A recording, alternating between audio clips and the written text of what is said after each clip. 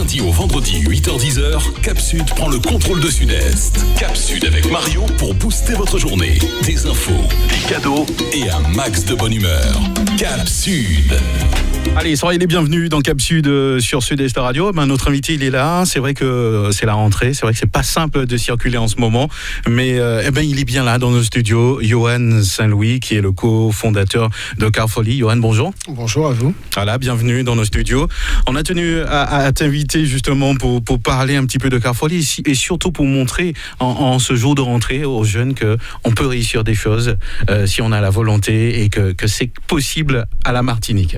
Oui, c'est possible. Je dirais pas qu'on a réussi, mais aujourd'hui, Carfolie fête ses 6 ans. Ouais. Donc, ça fait quand même 6 ans qu'on est là, qu'on existe, qu'on est parti de rien, puisqu'on a monté la société à l'époque avec 100 € et 2 ordinateurs. Avec 100 € et 2 ordinateurs. Ouais. Voilà, donc les premiers statuts qu'on a déposés, il y avait 100 € de capital, 50 € chacun, et puis voilà, on a démarré un petit peu comme ça.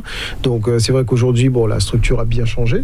On a des employés, on a des actionnaires, on a beaucoup plus de clients aujourd'hui, et c'est normal puisqu'on évolue. Mais effectivement, oui, on est capable de le faire en Martinique. Il y a beaucoup de sociétés qui existent aujourd'hui. Il n'y a pas de raison que ce soit forcément réservé qu'à des gens d'un certain âge. Les jeunes peuvent y arriver à condition d'être structurés, d'avoir un bon accompagnement. Comment est née cette idée Comment c'est sorti de terre tout ça De façon un peu anodine en fait. C'est qu'on était à Paris donc à l'époque, on travaillait à Paris, donc Satya, mon associé à l'époque, et moi. Et puis un jour, il travaillait au Crédit Lyonnais, et puis il y a un de ses collègues qui lui dit tiens, je viens en Martinique en vacances, mais j'ai déjà pris le billet d'avion, j'ai pris l'hébergement. Par contre, pour la voiture, c'est un peu compliqué parce que dès que j'appelle, soit on me dit c'était vers le mois de février qu'il venait, donc soit quand il appelait, il n'y avait plus de voiture, soit les tarifs étaient très chers, soit le choix qu'on lui donnait ne lui convenait pas.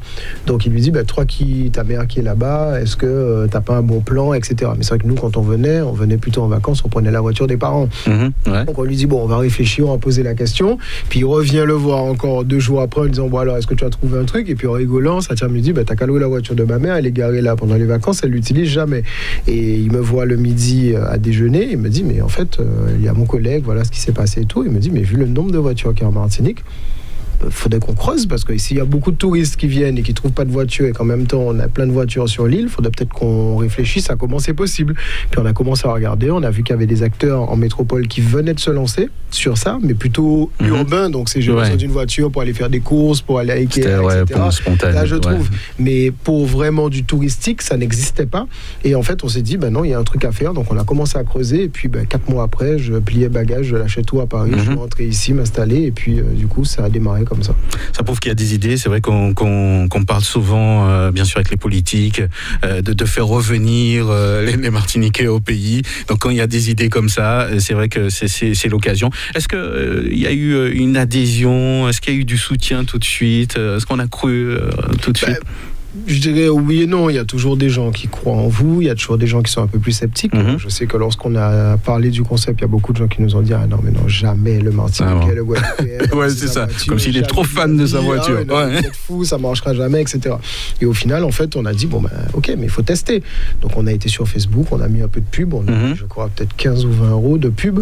On a eu à peu près une dizaine de véhicules, de personnes qui ont inscrit en disant voilà, j'ai une voiture qui est là. Et en fait, on se rend compte pas d'une chose, c'est que beaucoup de Martiniquais et de Guadeloupéens sont déjà plus ou moins dans l'économie touristique. C'est des gens qui ont des gîtes, qui ont des voitures garées là. On parle pas forcément de la voiture principale, on l'utilise. Donc on peut très bien mettre sa voiture en location quand on part en vacances. Je pars 2 mois, j'ai beaucoup de gens qui m'appellent, me disent je dois partir en formation pendant 8 mois en métropole, j'ai acheté ma voiture, je veux pas la vendre, et en même temps je veux pas la laisser là, garée chez moi pour demander à quelqu'un de venir. Est-ce qu'il n'y a pas une solution? Il y a des gens dont les enfants font des études, ils achètent une voiture pour les enfants, et puis ensuite les enfants partent. Ils veulent pas vendre la voiture parce que quand ils rentrent en vacances, la voiture reste là. Donc en fait, il y a plein d'usages qui montrent en fait que le Martiniquais aujourd'hui, sachant qu'on lui prouve qu'il y a une assurance tout risque qui couvre la voiture, donc c'est une question de confiance après. Et on s'est dit voilà, si je suis capable de mettre la voiture de ma mère et la voiture de la mère de mes associés et nos voitures personnelles dessus, c'est qu'on a quand même une dose de confiance, et on a travaillé à avoir effectivement des partenaires avec nous pour le faire. Donc au départ, On a eu des gens qui ont adhéré tout de suite. Il y a eu des gens qui étaient un peu plus sceptiques, mais qui, une fois qu'ils sont rentrés dedans, on leur a expliqué comment ça fonctionne, ça va. Et puis après, on pose toujours la question de dire, avec les loueurs traditionnels, comment ça s'est passé, c'est ça, c'est la question que j'avais posée. Ça a été au début parfois compliqué. Mais c'est pareil, c'est une question de confiance et de connaissance. Donc, ils ne nous connaissaient pas, on ne les connaissait pas, on les connaissait peut-être. Ils étaient sceptiques, je suppose, au début. Sceptiques, il y en a qui nous ont. Ils vous ont contacté directement, peut-être non, pas. Mais on savait très bien que, voilà, on voit qui s'inscrit sur le site, on connaît, même les gens qui faisaient ça en métropole se sont inscrits sur notre site, enfin, c'est un peu comme ça. Donc, on regarde un peu du coin de l'œil. Et nous, on s'est toujours positionné comme étant, non pas des concurrents directs, mais plutôt une alternative, parce qu'en haute saison, il manque des voitures. Donc c'est pas à dire. Les parkings de tout le monde sont vides. En basse saison, le problème il est on pourrait imaginer qu'un de ces gens qui vous contactent quand ils sont à court. Ça peut exister, mais aujourd'hui, avec certains, on s'échange des. C'est-à-dire que lorsqu'on est à court, on s'envoie des clients. Il y en a d'autres qui viennent. Donc on n'est pas amis, je dirais. Amis, quand je dis amis, c'est on fréquente pas forcément de façon aussi bien et intégrée tous les gros loueurs. Par contre, il y en a avec qui effectivement on a de très très bonnes relations et ça se passe très bien parce que aujourd'hui, on est aussi dans des regroupements des acteurs du tourisme qui nous permettent de parler avec des hôteliers, des compagnies aériennes, etc. C'est-à-dire qu'on n'est plus une petite start-up, on commence à devenir une entreprise du secteur touristique et on essaie vraiment aujourd'hui d'agir comme un professionnel du tourisme en ayant effectivement, on est demain taxi, on va être dans la fédération pour voir un peu ce qui se passe, comment ça fonctionne. Donc on parle de partenaires, ça veut dire que ça peut arriver qu'un touriste ou quelqu'un qui revient au pays en vacances se dit je vais louer, je sais pas moi, une chambre pour une semaine et il y a des partenaires qui peuvent proposer systématiquement. Alors déjà nous on le fait pas mal avec des gens qui ont des gîtes ou des locations saisonnières sur Airbnb. Il y en a beaucoup qui disent j'ai une maison. 100% des gens qui vont venir louer ma maison vont vouloir une voiture. Et des fois, ils ont les deux. Voilà. Via Airbnb ou Abritel ou le coin, je loue ma maison avec une façon de faire. Et via Carfully, je loue ma voiture ou j'achète une voiture que je mets à côté. Comme ça, du coup, la personne ne se tracasse pas. Tu as la maison plus la voiture, on fait un package et derrière, je récupère effectivement dessus. Parce que quand on fait un partenariat avec un loueur, le loueur, il ne va pas bloquer une voiture pour vous. Donc, si ça se trouve, quand la personne va venir, vous allez lui dire, allez chez tel loueur, mais les prix seront aussi élevés et il manquera de voitures. Tandis que si c'est chez vous, vous savez que vous maîtrisez et la personne, effectivement, elle n'a pas à se tracasser, elle a tout et on a des fonctionnalités qui existent. Donc, on a pas mal de personnes qui font ça aujourd'hui. Et on discute, parce qu'aujourd'hui, Carfully, c'est pas que du particulier. Aujourd'hui, on fait aussi des professionnels. D'accord. Donc, on travaille, en fait, c'est là où on montre qu'on a évolué, c'est qu'on a fait beaucoup les particuliers à un moment, sauf qu'aujourd'hui, on s'adresse aussi aux petits loueurs. Il y a plein de petits loueurs aujourd'hui qui ont des flottes de moins de 10 voitures, des gens qui se sont dit, tiens, il y a quelque chose à faire, j'achète 4 voitures, ils mettent ça derrière le jardin ou sur un petit terrain familial, et ils font les choses. Aujourd'hui, Carfully, c'est un gros site internet, c'est une assurance, c'est des partenariats pour l'entretien du véhicule, pour un certain nombre de choses, et on leur dit, mettez les voitures sur Carfully, vous allez bénéficier de plein de choses, vous n'allez pas vous tracasser avec plein de choses, etc. Tout ce que vous allez avoir à faire, c'est prendre la voiture, aller livrer et faire bien votre travail pour que vous soyez effectivement bien noté sur le site et que vous ayez tout le temps des demandes. On va gérer les prix, on va faire modifier les trucs. Et quel type de professionnels vont chez vous ?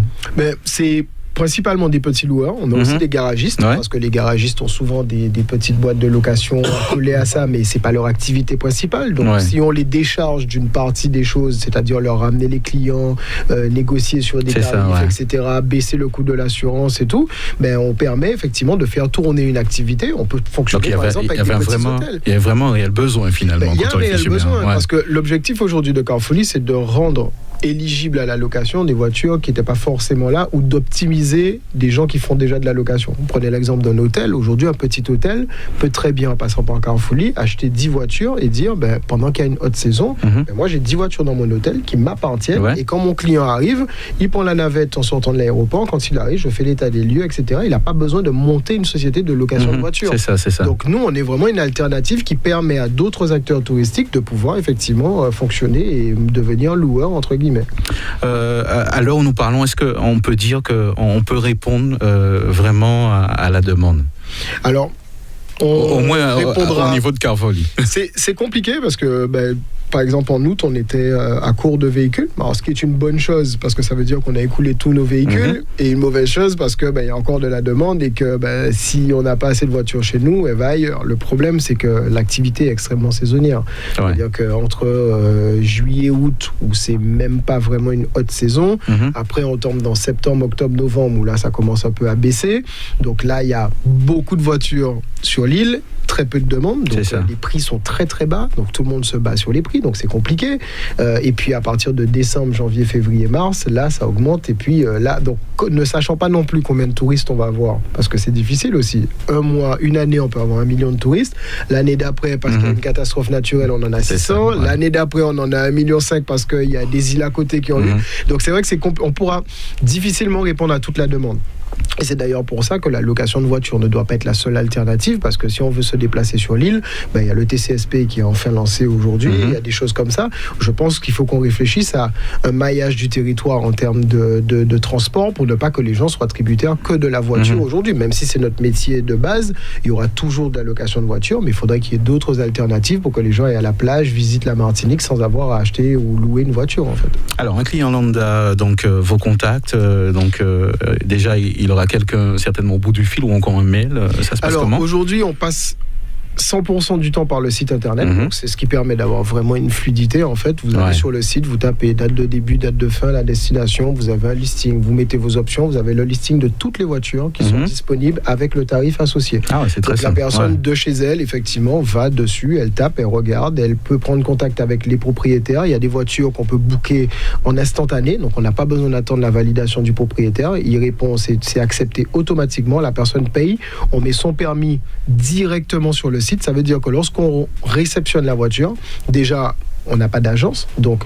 si vous voulez louer une voiture aujourd'hui, vous êtes obligé de ça limite les frais, agence, tout ça, d'avoir des frais de livraison qui sont très chers. Nous, on a des frais de livraison. Par contre, vous voulez louer une voiture et vous la faire livrer à Radio Sud-Est, vous la faites livrer à Radio Sud-Est, et le propriétaire, tout ce que vous avez à faire, c'est signer un état des lieux. Il n'y a pas de démarche, il n'y a pas de prendre un TPE pour bloquer la caution, etc. Tout ça, c'est déjà fait en ligne, en fait. Et c'est pour ça que pour les touristes, un des avantages qu'on a, c'est pas d'attente à l'aéroport. La personne qui fait 8 heures et qui, des fois, met 1h30 avant de récupérer sa voiture parce qu'il y a la queue, il faut prendre la navette, etc.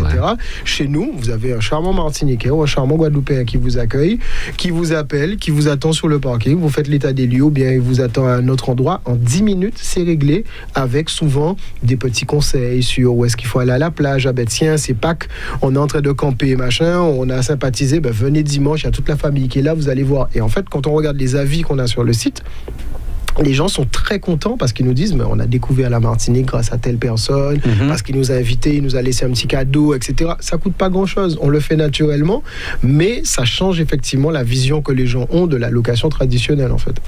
Les jeunes qui nous écoutent, si tu avais un conseil à leur donner concernant leurs projets, etc., ce serait lequel souvent, c'est ce qui fait défaut pour vraiment, parce que j'ai un petit peu enseigné ici, on accompagne pas mal de personnes, et je pense que, surtout pour parler de tout ce qui est start-up, etc., le problème, c'est la culture digitale. C'est-à-dire qu'aujourd'hui, on a beaucoup de jeunes qui ont des idées, qui sont des fois très bons dans un domaine technique, par exemple, mais qui pêchent par rapport à une certaine culture générale de l'entrepreneuriat, déjà. On a l'impression que dans tout l'imaginaire collectif, c'est même dans les films, on voit quelqu'un, c'est dû au début, et puis très vite, on voit le succès, les millions, etc. Alors, c'est pas toujours personnes qui pensent, et c'est souvent pas vrai, et c'est souvent très difficile entre les deux. Donc déjà, on va pas gagner d'argent tout de suite, on va gagner très peu.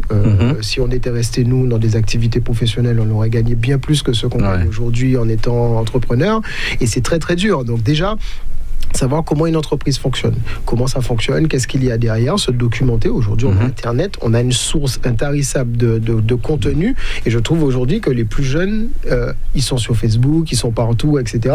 Mais très souvent, ils ne vont pas chercher l'information alors qu'elle est accessible. Il y a plein de tutos, plein de vidéos qui permettent de savoir comment monter une start-up, comment maturer un projet, comment penser son projet, comment tester le projet sans rien, et puis surtout se dire que on n'a pas besoin d'argent en fait. Souvent, les gens nous disent ah oui, mais je peux pas monter mon projet parce que la CTM m'a pas donné, ou bien parce qu'un tel m'a pas donné, ou bien parce que j'ai pas eu d'argent. Non, des fois on n'a pas forcément besoin d'argent. Au début, on a commencé, il y a des gens qui nous ont soutenus, au lieu de nous donner de l'argent, ils nous ont dit tiens, j'ai un magasin, tu peux te mettre devant le magasin pour parler à des clients.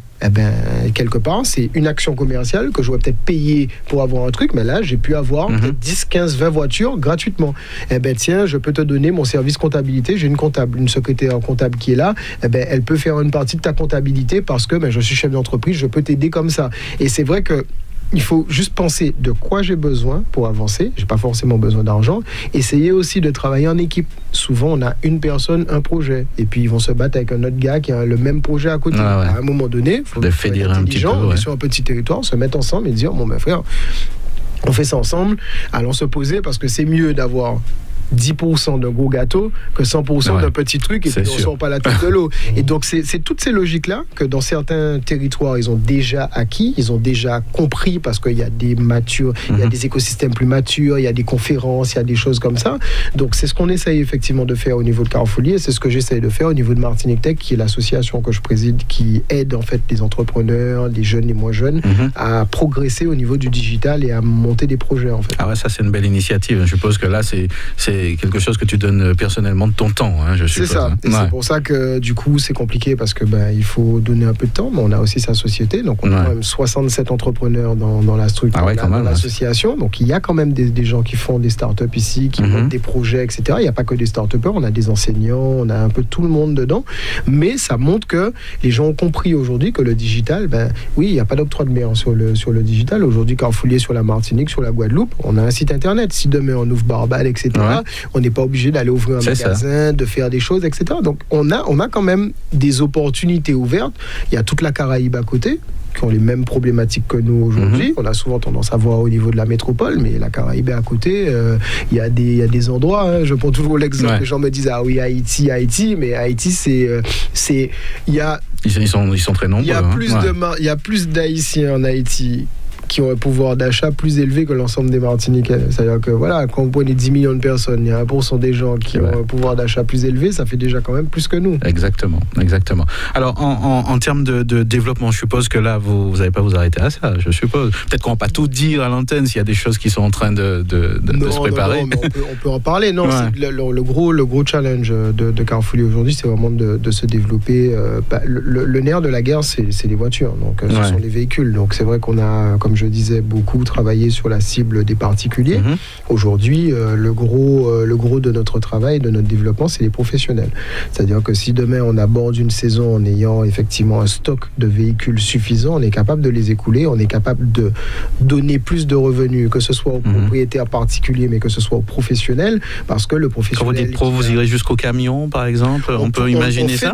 On fait déjà quelques utilitaires. Donc aujourd'hui, quelqu'un qui a besoin, par exemple, d'un utilitaire pour pouvoir déménagement, ou aller chawailler de l'herbe ou autre, peut très bien. Et l'objectif aussi, c'est d'arriver à créer en fait de la circularité au niveau de certaines villes. C'est-à-dire que j'habite aujourd'hui à Roche-Carré, par exemple, je serai capable demain, plus on aura du monde, de dire tiens, à côté de Roche-Carré, il y a quelqu'un effectivement, et plutôt que d'aller dans une agence machin, je loue la voiture d'un gars qui est à côté de chez moi. Et quelque part, l'idée, c'est surtout que ça se passe bien. Parce que quand on dit je loue la voiture et que passe-moi la voiture, je vais faire ça, etc. J'ai un accident demain, tout le monde est un peu bizarre parce que faut réparer, donc mais j'ai pas l'argent, donc je vais te donner ça après, etc. Là, nous, on connaît pas ça. Tout est cadré sur le site internet, tout est formalisé, il y a un état des lieux à signer, il y a une carte bleue qui sert de caution, et s'il n'y a pas ça, il n'y a pas de location. Après, on encadre la relation, ce qui fait que les locations se passent très bien, et quand il y a un problème, on intervient entre les deux. Donc ça, c'est vraiment ce qu'on veut développer aujourd'hui, mais c'est surtout d'avoir des voitures de petits professionnels, donc des petits loueurs qu'on espère qui nous rejoignent petit à petit, des garagistes qui mettent des voitures en location, des gens qui veulent se lancer dans des business, qui achètent des véhicules et qui nous les mettent à disposition et nous qu'on exploite effectivement toute l'année. Donc ce sont des gens qui se seraient montés de toute façon, mais qui au final ont moins de choses à faire et capitalisent sur nous tout simplement, comme sur Airbnb aujourd'hui. La plupart du temps, on a des semi-professionnels, des professionnels et autres. Et puis bien évidemment, on le cache pas, l'objectif de Carrefourlier, on est sur Martinique, Guadeloupe, mais l'objectif réellement, c'est de rayonner à terme sur d'autres îles de la Caraïbe. Donc on a déjà des contacts très avancés avec Barbade, Grenade, avec Sainte-Lucie, mais on attend vraiment de pouvoir stabiliser encore plus, je dirais, sur nos territoires historiques, la Martinique et la Guadeloupe, et ensuite, effectivement, ce sera la suite logique, donc on espère pouvoir le faire d'ici 1 an encore, à peu près. Est-ce que le tourisme d'affaires, ça arrive aussi qu'il travaille avec vous, hein? Exactement. Alors, j'allais venir aussi, on essaye aujourd'hui de proposer des solutions aussi aux professionnels. Aujourd'hui, quand je disais qu'on a... C'est une cible, hein. On a beaucoup de personnes qui voyagent entre la Martinique, la Guadeloupe, qui veulent pas d'attente à l'aéroport, qui veulent une location facile, etc. Donc là aussi, on est en train de préparer des produits qui vont sortir, je pense, d'ici quelques mois. Peut-être des besoins avec chauffeur, qui sait, ça peut arriver. Voilà. L'idée, en fait, c'est ça. Ouais. C'est qu'on est vraiment dans la phase là où on discute avec beaucoup de professionnels pour connaître leurs besoins, pour savoir, parce que si on monte quelque chose, en fait, on part toujours du besoin des gens. Ouais, donc, c'est pas nous qui allons développer quelque chose qui nous fait plaisir. On va dire, voilà, on part du projet, on part des besoins, on discute beaucoup avec des gens, et puis quand on trouve des sociétés partenaires qui nous disent voilà, j'ai un projet, j'ai un besoin, et banco, on va faire quelque chose ensemble, on fait des tests, on regarde un petit peu comment ça se passe, et puis quand on tient quelque chose de bien, à ce moment-là, on industrialise, et ensuite on verra pour la suite. Est-ce que les locaux adhèrent? Est-ce qu'il y a une demande? Oui, de plus en plus quand même, parce que moi j'ai des gens qui m'appellent, par exemple, ma voiture est au garage, ou bien ma femme, sa voiture, elle devait la récupérer, elle n'a pas, il y a la rentrée scolaire, il y a les enfants emmenés, on va louer une voiture chez vous parce que il y a cette flexibilité où j'en ai entendu parler, je trouve ça sympa et je voulais tester pour voir est-ce que moi-même je peux déposer ma voiture demain. Donc les gens des fois le font comme ça en fait, et puis surtout on se rend compte que il y a du tourisme interîle quand même, donc il y a pas mal de Martiniquais maintenant qui vont en vacances en Guadeloupe, des Guadeloupéens qui viennent en Martinique, et du coup qui passent pas mal par Carrefourly au départ du port, puisqu'on livre des voitures au port de Fort-de-France et au port de Pointe-à-Pitre. Donc c'est vrai que de plus en plus en fait on a cette circularité là en fait, même en régional, des Guyanais aussi pas mal qui viennent louer chez nous. Donc les locaux, oui, pas encore assez, parce que les gens locaux louent quand même moins de voitures que les touristes, hein. Le gros, c'est quand même de la location, ça reste des touristes. Mais oui, ce sont des usages qui commencent effectivement à grossir petit à petit, en fait. Alors, juste avant de te laisser partir, on va parler quand même des différentes adresses, notamment du site internet. Oui, alors le site internet, c'est vraiment le point central, hein, où vous allez tout retrouver dessus, sur à la fois si vous êtes particulier ou professionnel et que vous voulez mettre une voiture en location. Donc c'est www.carfourly.fr, donc CARFU2LY.fr, donc carfourly.fr. Là, vous allez dessus, c'est clairement indiqué. Vous pouvez prendre rendez-vous, effectivement, si vous avez des questions pour savoir exactement comment ça fonctionne, comment la voiture est protégée, combien vous gagnez, parce que c'est aussi le nerf de la guerre, c'est combien on gagne. Donc voilà, sur ça, effectivement, pour avoir des discussions.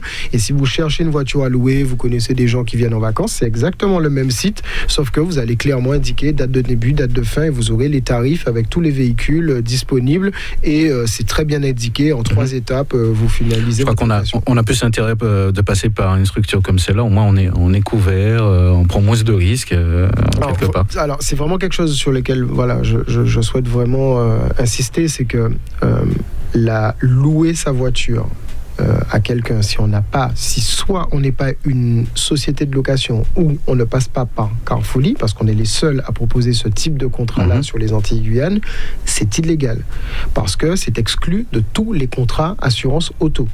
Donc ça, c'est vraiment dans la loi française. Vous pouvez prêter votre véhicule, il y a le prêt de volant, et encore le prêt de volant a des conditions, etc., il faut vérifier, mais le fait d'avoir une contrepartie financière, vous devenez un loueur et vous exercez une activité commerciale. Et ça, c'est exclu de votre contrat, parce qu'il y a des contrats d'assurance. Ça veut dire que les gens le font, il suffit d'aller sur le Bon Coin ou autre pour voir le nombre de personnes qui le font. Moi, je discute avec des gens qui me disent « Ah oui, mais moi je fais ça depuis des années, j'ai jamais eu de problème. » Sauf que le jour où quelqu'un fait un accident et qu'il y a un dommage corporel dessus, c'est des fois des milliers d'euros, des centaines de milliers d'euros si la personne est handicapée ou s'il y a des choses comme ça, notamment des dégâts matériels. Et aujourd'hui, ça peut finir au pénal, parce que c'est exclu du contrat, parce que l'assurance, elle, ne paiera jamais pour vous des centaines de milliers d'euros, sachant que vous n'avez pas respecté des conditions, donc ça se retournera contre vous. Donc vaut mieux passer par une structure, se dire ok, il y a peut-être une commission dessus, donc je perds de l'argent, certes, mais s'il y a une commission, c'est parce qu'on paye une assurance derrière aussi. Donc on n'a rien sans rien. Si on est une entreprise, elle paye des charges, elle paye un certain nombre de choses, et nous aussi on en paye, et c'est bien, mais au moins on sait qu'on est couvert. Si demain il y a un accident, vous remplissez quelque chose sur Carrefourly, vous êtes indemnisé, vous n'avez pas 1 euro à débourser quand c'est quelque quelque chose qui est créé par le locataire ou par un accident qui est sur la voie publique. Voilà. Donc en tout cas, c'est beaucoup mieux, c'est beaucoup plus simple, et même pour les touristes qui viennent, ça permet aussi d'avoir une qualité de service, parce que souvent on a des anecdotes, on voit des choses sur les forums où la qualité n'est pas lissée. Au moins la personne tombe en panne, il y a une assistance, on la ramène à son hôtel, il y a un taxi, il y a tout, on a pensé à tout, on a les mêmes garanties qu'un loueur traditionnel, sauf que effectivement c'est du particulier et qu'on essaye vraiment de les accompagner. On prend des cours, on va lancer des cours d'anglais bientôt pour nos propriétaires, pour qu'ils sachent parler à des gens qui viennent par Norvégienne, etc. Enfin voilà. Donc, est-ce que comme certains sites, il y a quand même, par exemple, on peut noter des particuliers, par exemple. À la fin de la location, le propriétaire est invité à noter le locataire, et le locataire est invité à noter le propriétaire. Et d'ailleurs, les propriétaires qui font le plus de locations, ce sont ceux qui ont les meilleurs avis. Voilà. Vraiment, les gens regardent. Là, on est rentré dans une phase aussi où on a signé avec un groupe local qui a un réseau de garages, etc. Donc, on propose aujourd'hui ce qu'on appelle la certification des véhicules. C'est-à-dire que des fois, les gens laissent des véhicules, mais est-ce que c'est bien entretenu, etc. Aujourd'hui, on l'impose. Ça sera obligatoire bientôt sur Carrefourly, où vous devrez, effectivement, on a négocié un tarif, pour 30 €, on fait 30 points de contrôle sur le véhicule. Donc ça coûte rien du tout. Et vous avez un garagiste agréé qui fait 30 points de contrôle sur la voiture et qui vous donne un badge et qui vous donne un certificat. Et nous, on vous met un badge sur le site véhicule certifié. Ça rassure la personne. Et aussi, parce que nous, on couvre pas les pannes. Si la voiture tombe en panne, nous, on va pas couvrir la panne. Ce sera à la charge du propriétaire. On va s'occuper du locataire qu'on va racheminer, lui donner notre voiture. Et pour éviter les pannes, un loueur traditionnel, il révise ses voitures tout le temps.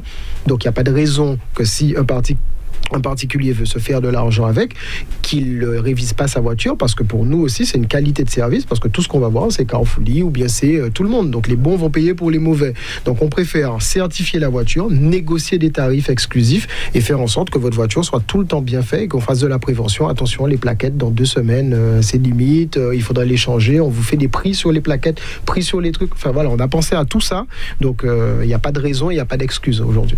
Je crois qu'on va se terminer sur ces mots. Il n'y a pas d'excuse d'aller sur Carrefourly. Donc on va rappeler le site internet, et puis aussi peut-être un numéro de téléphone pour l'association.